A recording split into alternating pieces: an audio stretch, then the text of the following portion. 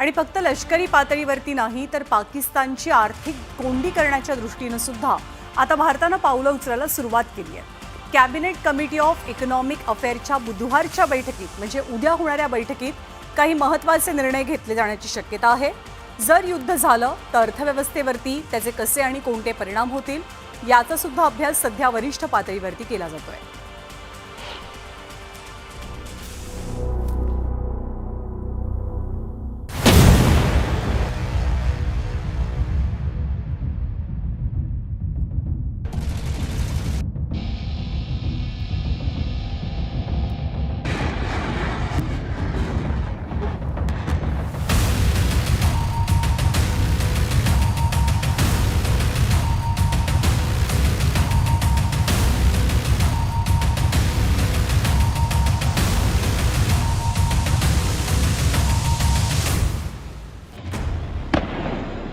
पहलगाम हल्ल्यानंतर देशभरातील नागरिकांच्या भावना प्रक्षुब्ध झाल्या।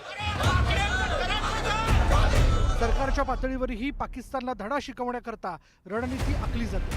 युद्धाच्या आधी देशाची सर्व बाजूने भक्कम तटबंदी करण्यावर सरकारकडून भर देण्यात आलाय। युद्धाचे अर्थव्यवस्थेवर काय परिणाम होतील याचा अंदाज घेण्यासाठी बुधवारी कॅबिनेट कमिटी ऑफ इकॉनॉमिक अफेअर्सची बैठक होणार आहे। या बैठकीत सर्वात आधी देशाकडे किती निधी आहे यावरून मोठे निर्णय घेतले जातील। भारताचा फॉरेक्स रिझर्व्ह 686 अरब डॉलर्स आहे, तर पाकिस्तानचा फॉरेक्स रिझर्व्ह 15 अरब डॉलर्स आहे। त्यामुळे युद्ध झाल्यास पाकिस्तानची स्थिती अजून बिकट होऊ शकते। त्यातच पाकिस्तानवर 70 लाख कोटींचं कर्ज आहे। परिणामी युद्धामुळे आधीच भिकेला लागलेल्या पाकिस्तानला रस्त्यावर येण्याची वेळ येऊ शकते। जर हा व्यापार थांबला तर भारताचं काही बिघडणार नाही, कारण भारत पाकिस्तानकडनं तशाही काही गोष्टी आयात करत नाही।